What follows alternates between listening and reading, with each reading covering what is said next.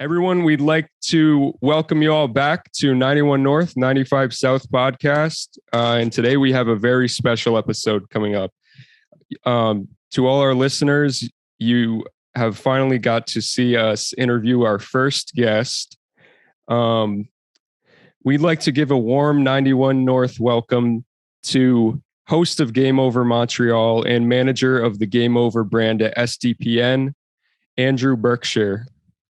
Andrew, thank you so much. Sorry to cut you off. Okay. You want to start that over? No. Okay. It's not a big deal. That's how it works on over Zoom and stuff. It's there is a little the bit nature of the world nowadays. Absolutely. Yeah. Don't worry about it, dude. Okay. Well, Andrew, thank you so much for coming on. I'm going to try not to cut you off again. I'll do my best. Can you tell that we got a little Canadian in us with the amount we apologize? Yeah, it's very Canadian. I actually got into a sorry off when we were in Montreal with a stranger in the street. Really? Yeah, it was great. Oh yeah. Did you get into a Canadian standoff? Did you drive? No, we were walking. We were just walking. I kept bumping into this woman and she was like, "No, I'm sorry. I'm bumping into you." I was like, "No, I'm sorry." Oh no, Canadian standoff is a 4-way stop, and everyone's going, "No, you go first." Oh my no, you God, go first. No. Yeah, we didn't get into one of those. No, that's brutal. Yeah, it's you don't want to get caught in one of those. That's for sure. Yeah, no, that sounds like a 10-minute issue at least. It can Max get pretty bad. Did Max end up telling you that we were in Montreal actually a couple weeks before you? No. Yeah, we went there and we visited for the draft. No, we went there weeks before. Really, we saw him there. Oh yeah, we did see you there at the SDPN. I'm so sorry, I completely forgot. No worries. At the SDPN meetup, yeah, and we were there at the same time. Yeah, I recognize you. I was actually looking at a couple of the pictures you had on your Facebook prior to this, and we made appearances. Yeah. So it's pretty cool. All right. Yeah, it was a fun event. Sorry, I've taken up too much time just talking. Got the timeline. Yeah, reminiscing, Yeah. So Andrew, so why we've brought you here to the podcast today is to have a discussion on hockey culture. As a former writer for the Montreal Gazette, you've done your fair share of analysis of advanced analytics and have authored several articles there. You're also the current host of a show that's focused on the Montreal Canadiens Hockey Club. As someone who knows a great deal about hockey and about the NHL in general, what comes to mind when I say this term, hockey culture? Oh man, nothing good. I'll say that. I think there's a lot of prevailing people in power want to pretend that hockey is this very great thing and that hockey players are the best athletes. And I think a lot of that proceeds from the fact that most of them are white, and there's a lot of underlying racism in that kind of talk. Not to say that everybody who says that is racist, but they don't understand where it's coming from, why that perception exists. And, thank goodness for Rick Westhead uncovering stuff, because Absolutely. If it weren't for one of him and a couple other people who are willing to actually dig into this sport and unearth the stories that everyone kind of knows about, but doesn't really talk about, we'd be continuing on with this myth of hockey culture being this bastion of purity. And it just isn't. There's a lot going on right now. I think the Kyle Beach story out of Chicago that Rick Westhead helped blow wide open has opened the door for these kinds of stories to be told on a big stage. And it's about time, because, we're not that far removed from Akim Aliu being a pariah in the NHL because he refused to be hazed. And days later, taking a 2-hand stick from his team captain in practice, Steve Downey, breaking his jaw, putting him on the injured reserve. And somehow Aliu was being talked about as if he was the bad guy. There's Right. so many incidents like this that we just don't talk about, or we talk about in a way that, lionizes the perpetrator. It's Yeah. crazy. And that's before we even get into the sexual assault stuff that goes on. And Hey. I will say this, every single person who lives in a town with a junior team, they know a story. Maybe they don't know the facts, but they've heard rumors. This stuff is not uncommon. Yeah, totally. That's insane, and that just speaks to, how this is going on a small scale, as well as the stuff that we hear about, through Rick Westhead and through like Major League Hockey reporting. But there's so many, like you said, I'm sure there's so many instances of this happening in youth hockey, and that just never gets told for either fear of retaliation from the surrounding hockey community or what have you. It's a scary thought that this is happening with such regularity. Also, I'd like to touch on something you kind of briefly mentioned about when a BIPOC player deals with these like terrible acts of racism. Like a great example would be Nazem Kadri in this past postseason, dealing with death threats and just terrible things on social media. And there's this thing, and I actually noticed a slight difference in how people talked about it this time versus other things, but there's definitely a sense, not only in hockey and sports in general, I think, when players deal with these things, that it's like, oh, he overcame this, and it's kind of glossed over, and it's more focused that the performance that the player had rather than like the racism.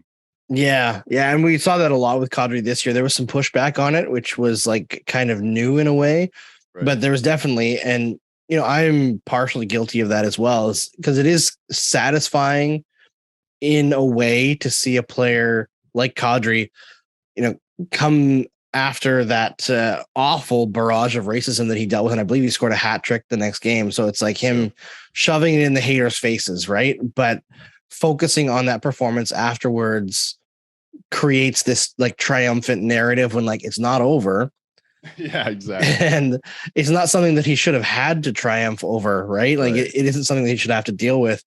And that whole situation was crazy, right? Like Jordan Binnington has a history of racist things that he's said in the past that he's posted on Twitter that people were retweeting in the playoffs, and he finally deleted like 10 years later. But wow, I didn't even know they were that, still up. That's crazy. Yeah, they were still up. It's crazy. Jeez. But even that situation where he threw the empty water bottle at Kadri, and you see a lot of people who would defend that kind of stuff, who are like, oh, it's an empty water bottle, it's not going to hurt him. But the thing is, it's not about hurting him, right? It's the complete lack of respect and decorum off the ice that probably would not have happened if Nazem Kadri was a white player. Even if he injured Jordan Binnington, even if it was on purpose, which I don't believe it was at all in Nazem Kadri's case. It just doesn't make any sense from looking at the replay. But I just don't see that happening in a normal situation, right? Where it's two white players in hockey. It's never really happened. It's the same as like a few years ago in the playoffs when the Boston Bruins and Montreal Canadiens were playing. This is back in like, I think 2014. And Sean Thornton from the bench during play sprayed PK Subban in the face with a water bottle. Mm-hmm. And I believe he got fined for it. He might have even got a 1-game suspension. But during play, like imagine if he's going for a puck and somebody's coming to hit him and he's blinded by water in the face, right? You could really get injured. Seems like nothing if you just say, oh, he sprayed him with water in the face, but it's during play. You're on skates, you know, and that kind of stuff. It always seems to be a BIPOC player who's on the other end of those incidents. And yet every time a player of those descriptions has something happen leading up to the NHL, they're also seen as the problem, right? How often do you see young Attitude players issues. described as personality issues or locker room issues, or you see like Anthony Duclair being told by John Tortorella, who I'm not saying is racist, but being told by John Tortorella that he doesn't know how to play hockey as an NHL player, as a former like 30 goal scorer at that point. And then right after he leaves the Blue Jackets, what happens? Anthony Duclair is like a consistent 25, 30 goal scorer the next 3 years. Why are we in a situation still where all these players have to quote unquote triumph over that kind of adversity just to be accepted? It's crazy. Absolutely. Yeah. So if you know, given what we know about these specific instances of you know, what we want to address as racism in the NHL, certainly what some people might be willing to cover their eyes and look the other way about. But given what we know about these cases, why do you think it is that when just last year the NHL is asked to be involved in the Tape Out Hate campaign with the Hockey Diversity Alliance, which has been founded by several, African American players in the NHL, and they wouldn't even let them use the jerseys in their Budweiser advertisement? Why is the NHL going to look the other way on something that it could have so easily stepped in on and said, hey, at least like we know we have a problem with this and we're trying to address it? That doesn't show me that at all. Yeah. Yeah. The NHL is its own worst enemy in a lot of ways.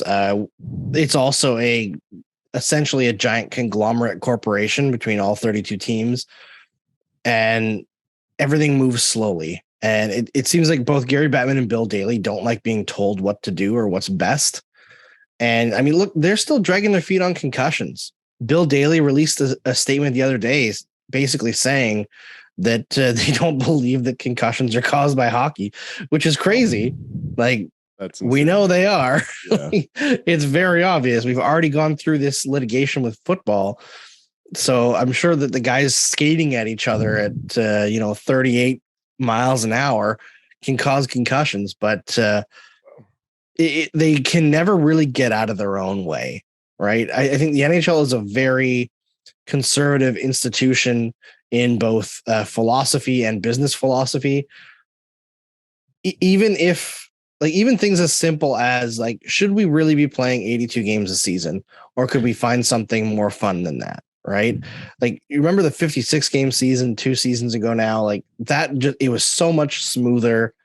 Right. I feel like if we were to do that and then roll in like a tournament in the middle of the season, something closer to what European football does, like you look at that kind of stuff and there's just no interest, no appetite to do things differently.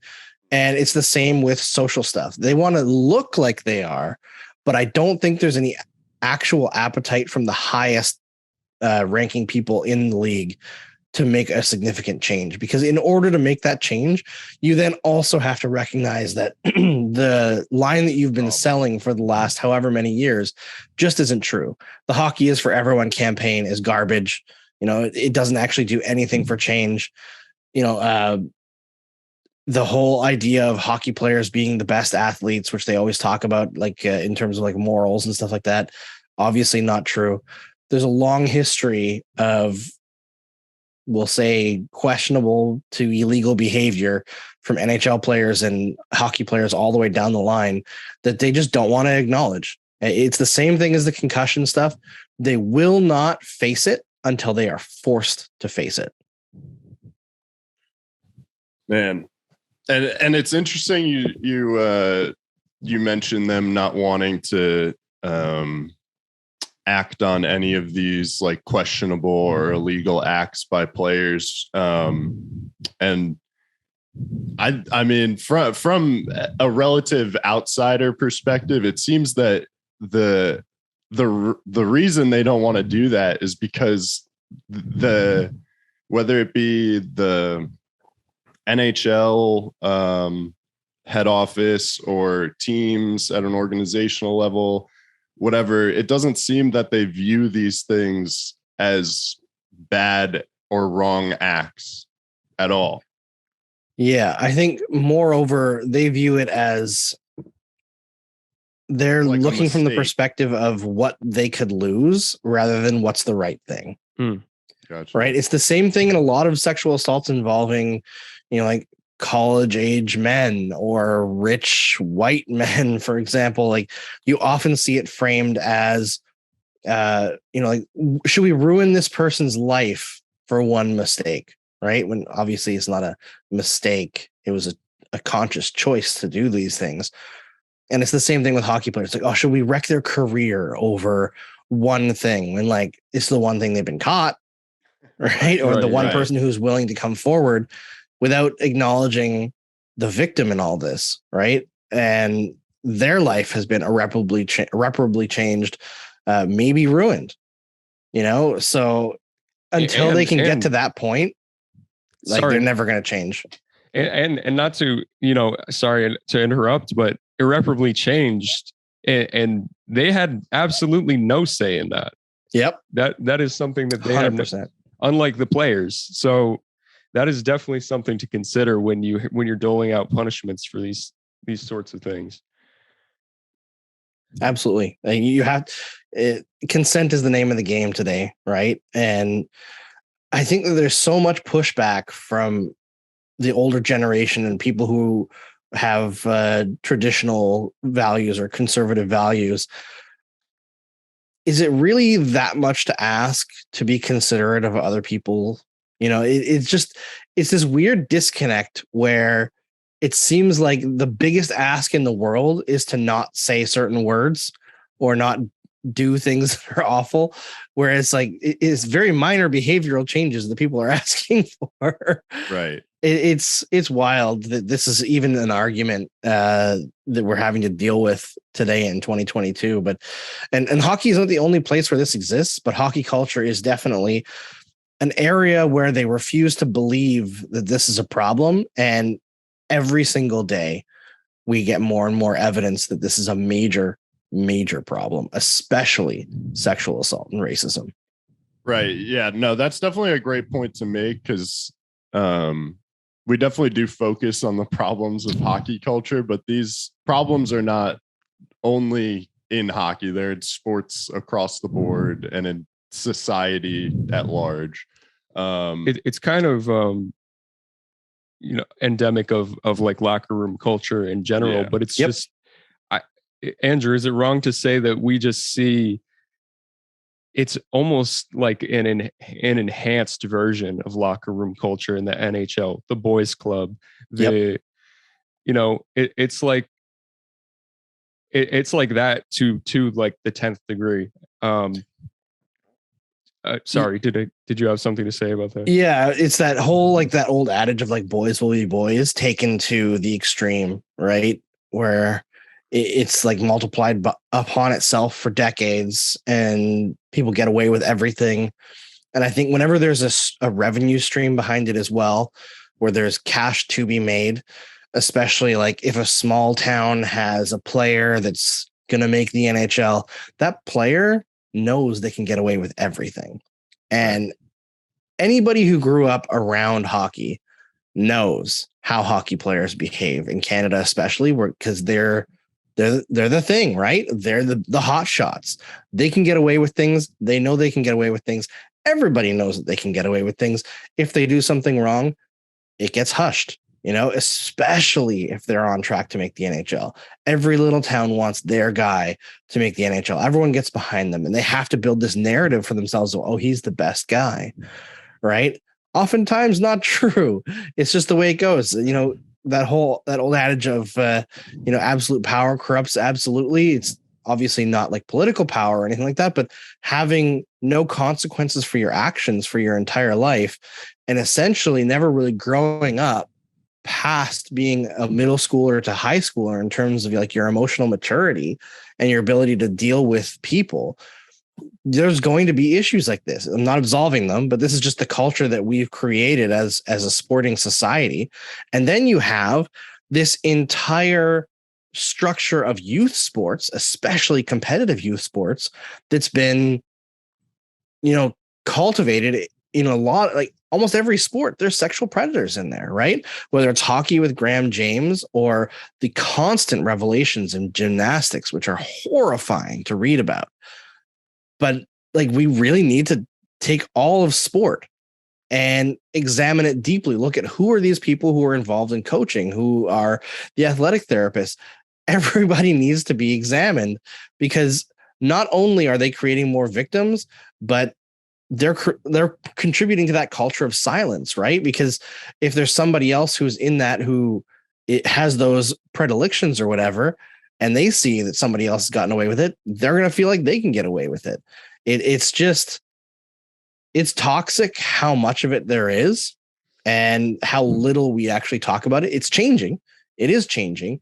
And I do believe that like Katie Strang and Rick Westhead and a few others are going to create, or have already created, a shockwave in minor hockey culture. I would like to see the NHL recognize their role here and do their part to help. I just don't believe we'll actually see it for a very long time. Yeah, those are great points. And actually, I would really like to touch on the youth aspect of hockey, because through our research leading up to this, we've been discussing things that we think could help fix the culture, and we came to the conclusion that it's really tough to put things at the NHL level, like consent training, whatever, and expect that these 18, 19-year-old kids who this toxic culture has been ingrained in them for that entire span to just, go to an 8-hour class one day and have that switch flip. Yep. So while obviously we do believe that the NHL should have things in place to continue that training, and that learning and training really never stops, like even in a regular person's life. But do you think there are things that could be done at a youth level to maybe clean up the game or try to fix these attitudes? Yes, 100%. And I think you're definitely right in terms of the NHL. In a lot of instances, it's going to be too late. I think for like rookies, there should probably be like a mandatory program that every rookie has to do in the NHL to kind of like get them up to speed in case they've missed things along the way. But you have to start earlier if you can, junior hockey, even earlier minor hockey, continue that education all the way down, talk about consent. I think hockey, especially in Canada, has a unique power structure similar to like football in the United States, where like, obviously girls for men's hockey are going to be attracted to you. You are the thing that you're the equivalent of the American football captain, right? Like the quarterback of the team. You have to understand that there's a power structure at play, and that even if you may not be conscious of it, you can take advantage of it. So I think that has to start very young. Probably around the same time as sex education starts in school, which also needs to be probably a little bit younger, but regardless, like get that going. But as far as like, 18, 19-year-old players being too late, I'll tell you guys, like when I grew up in Northern Alberta through my teenage years, from when I was 11, and before that, Southern Saskatchewan. And I grew up in a household that was casually racist. It wasn't really until going to Montreal in like when I was 18 that I started to learn more about the world and informed my viewpoint. So like it can happen, but those players also have to be emotionally mature enough to take those lessons. Right. And that's also a problem, is that these guys, because they're handed everything and never faced consequences for anything, often are not emotionally mature, even into their 30s. Like you see a lot of guys who will retire from the NHL and they'll talk about like what how they feel and stuff. And they're basically a high schooler, right? They haven't learned beyond that. They haven't educated themselves. Not all of them. There's super smart guys in the NHL like Jason Spezza, who like took college courses and stuff like that during his career. There's lots of guys like that too. But a lot of the guys coming out of Canadian Major Junior operate like high schoolers until they're done in the NHL. It's just that same high school locker room that they were in junior the whole way through. And there's got to be a way for that to be broken. Mm-hmm. Well said.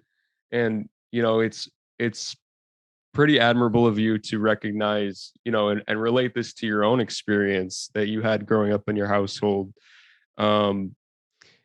Saying that you can change. Listen, no one is set in this, crystallized intelligence type of mindset where we have to be like stuck in our ways since high school. It's just so ingrained in players from that early age that it's tough to break them out of, but I think, like you said, not impossible. So yeah, thank you for that. My pleasure. I did want to bring up going back to something earlier that you said, how the power structure in Canada when it comes to hockey is different and more like a football in America sort of style. But I pulled up this in my research. I pulled up this study that was completed by the Angus Reid Institute. Now, the Angus Reid Institute is a national, not-for-profit, nonpartisan public opinion research foundation established to enhance and encourage better understanding of issues and trends affecting economic, social, governance, philanthropy, public administration, domestic, and foreign policy in Canada and its world. And so in 2021, this institute released the results of a public opinion survey that revealed that a majority of those closest to the game, be they players, coaches, friends, or family members of participants in hockey at multiple levels, said that hockey at the amateur and recreational level, has a culture problem. They came out and they recognized that. Also in that study was a statistic. This was a poll asked to all participants, open to all participants in the study, which I think was around 1,601 participants that they had. Given it's a small sample size, you can't draw like you shouldn't be basing your entire argument on this. But just something that speaks to that power structure is like almost 53% said they strongly agreed, 40% said that they agreed, and only 4%, which equals out to, once you add in strongly disagree and not sure, that's only 7% that does not think that hockey is actually ingrained in the Canadian identity. So when you talk about power structure, that is something to consider when you're talking about something like that. 100%. How do we think about our hockey players? How do we think about the sport itself? Right. And then it becomes like a case of, especially for people who lean conservative, right? A case of like national pride, right? When you're attacking hockey, you're attacking Canada. And it's true. Hockey is 100% ingrained in national identity for Canadians. It is a huge part. Even people who don't like hockey understand that hockey is like Canada's sport, right? It's something that allows people to get together. It's an avenue that a lot of immigrants take to put their kids in hockey to help them belong, right? It's a way for them to ingratiate themselves into the country itself. And, obviously those people often face racism in minor hockey, which is a whole other thing, but it's another barrier to changing things, right? Because people are very resistant to push back against something they identify as part of themselves. But I think one of the most important lessons you can learn in life is that if you love something, you should want it to be better. So if you love your country, you should want it to be better. If you love your sport, you should want it to be better. And criticism does not equal hate, right? Yes, absolutely. I cover hockey for a living. I don't do that because I hate it.